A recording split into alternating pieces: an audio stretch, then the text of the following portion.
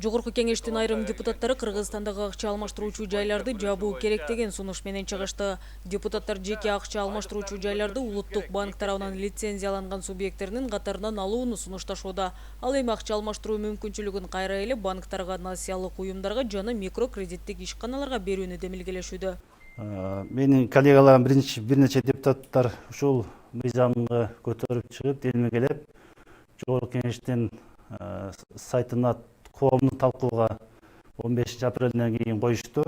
Негизмеде жазылып кетиптир. Бул терроризмди, экстремизмди каршы, анан азыркы мына пандемияда курс валют өтө төмөн болбодубу? Ушуга америкалар күнөөлүү. Ошон үчүн амендик пункттарды биз жабуу боюнча анын форма собственность деп коет. Анын ошону өзгөртүү боюнча негиздемеде жазыптыр. Негизинен менин оюм бул жол менен, бул мыйзам менен биз тыюу сала албайбыз. Деген менен депутаттардын мындагы айткандарын акча алмаштыруучу жайларды иштеткендер четке кагат. Борбордогу Альянс акча алмаштыруучу жайынын кызматкеринин айтымында эл өкүлдөрү коюп жаткан жүйөлөр туура эмес. Анткени мындагылар көмүскө акчаларды жүргүзбөш үчүн жыл сайын атайын окуудан өтүп турушат. Жана экстремизм, терроризм, арам акчаларды адалдаштыруу боюнча биз жылына 2 же 3 жолу финразведкадан барып ай сайын курс өтүп турабыз, окуп турабыз. Алар бизди окутушат, анан мондай ар бирибизге бирден мындай сертификаттарды алып турабыз. Акырын биз дагы ушул финразведкага өзүбүздүн жардамыбызды бергенге аракет кылып келатабыз. Эгерде акча алмаштыруучу жайлар жабыла турган болсо, анда акча рыногунда наразычылыктар күчөшүн айткандар бар. Буга акыркы бир айда болгон валюта базарындагы өйдө төмөндүк мисал болот. Акча алмаштыруу жайлары иштебеген күнү 25-нен карап көрсөк, 80-20дан баштап 5 күнүн ичинде 84-90го көтөрүлүп кеткен доллар. Бул убакта акча алмаштыруу жайлары иштеген эмес. Андан кайра 84-90го көтөрүлүп, кайра 3 күндөн кийин 78ге чыгып көрүштү. Бул жерде эч кандай акча алмаштыруу жайларынын күнөөлөнгөнгө такыр бул акылга сыйбагандык нерсе деп эсептейм.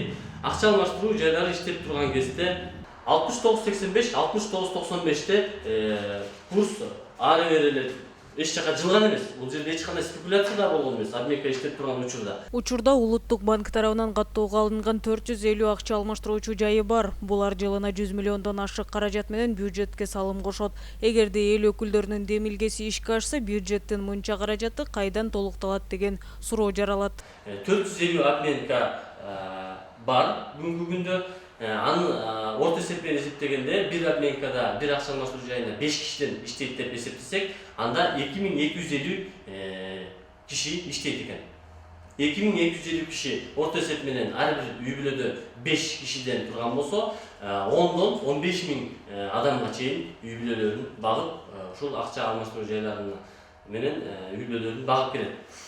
Жана ошондой эле мамлекетке кандай пайдасы бар? Bir жылда biz бардығын санап чыктык. Патент алып иштейбиз. Патенттен 90 миллион сом түшөт экен жалпы акча алмаштыруу жайларынан. Анан жана ошондой эле соц отчислениялар, соцфонд жылына 12 миллион сом мамлекетке төгөбүз. Азыркы учурда коммерциялык банктарда АКШ долларын сатуу жана сатып алуу ортосундагы айырмачылык 70 тыйынды. Ал эми акча алмаштыруучу жайларда 10 тыйынды түзөт. Бул жагынан алганда эл өкүлдөрүнүн демилгеси колдоо тапса, эл эмес коммерциялык банктар 60 тыйындан пайда көрө баштайт. Валюталардын курсунун алып сатуудагы болгон ортодогу айырмачылыгы. Айырмачылыгы акылга сыйбагандай эбегейсиз чоң маржалар менен иштеп жатышат.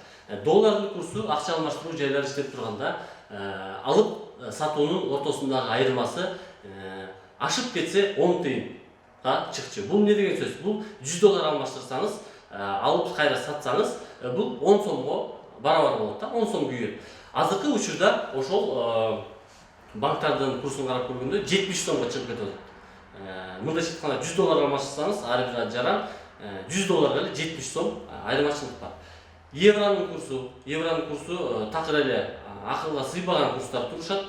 Коммерческий банктарда 84 алуу болсо 90 продажа, 90 сатуу болуп турат. Анын баарын өзүңүздөр элдер баары көрүп турат. ошондой эле рубль теңге болсо деле бардык жагынан айырмачылыктары өтө чоң. Эксперттер депутаттар көтөргөн бул маселе колдоо тапса, анда Кыргызстандын экономикасы тездик менен артка кетет дешет. Бул коммерциялык банктардын монополиясын алып келет. Ошондо бизде алып сатуунун айырмасы чоң болгонго алып барат. Жарандардын чөнтөгүнөн сиздер долларды кымбат сатып, арзан сатып алууга дуушар болосуздар. Экинчи жагынан бул АРВ деген бар, анализ регулятивного воздействия. Ошого да туура келбейт. Эмне дегенде биздин экономикабыз бүгүнкү күнү жакынкы 2-3 жылдын арасында өтө чоң өз алдында тоскоолчулук, кыйынчылыктарды көрөт экономикалык жактан. Ошондой жакта биз толук бойдон бир сектор, кичинекей болсо да бир секторду жабууну көздөп жатабыз. Бул да туура эмес деп. Акча алмаштыруучу жайларды жабуу Орусияда иштеген мигранттарга да терс таасирин тийгизип жатканын айткандар бар. Аны алар акыркы кездеги доллардын баасы көтөрүлүп, рубль түшүп баратканы менен түшүндүрүшөт. Биз азыр мына Москвада иштеп жүрөбүз. Москвадан Кыргызстанга акча салсак, рубльдин курсу дагы түшүп кеткен. Сомго караганда арзан, эч кандай тыйын дагы жарабай калып атат. Рубльдин эмес курсу түшүп кетип атат. Доллардыкы көтөрүлүп кетип атат барган сайын, күндөн күнгө өтүп. Азыр өзүнүн каалагандай банкталар өзүнүн каалагандай азыр курска көтөрүп алып атат. Эгерде аталган мыйзам долбоору кабыл алынса, акча алмаштыруучу жайлары Тажикстан менен Өзбекстандын тажрыйбасында эле көмүскөгө кетерине негиз жаралат. Ошол эле учурда бюджеттин жетишсиздигинин шарттарында кирешенин кошумча булактарынын жоголуусу кырдаалды алда канча курчутат.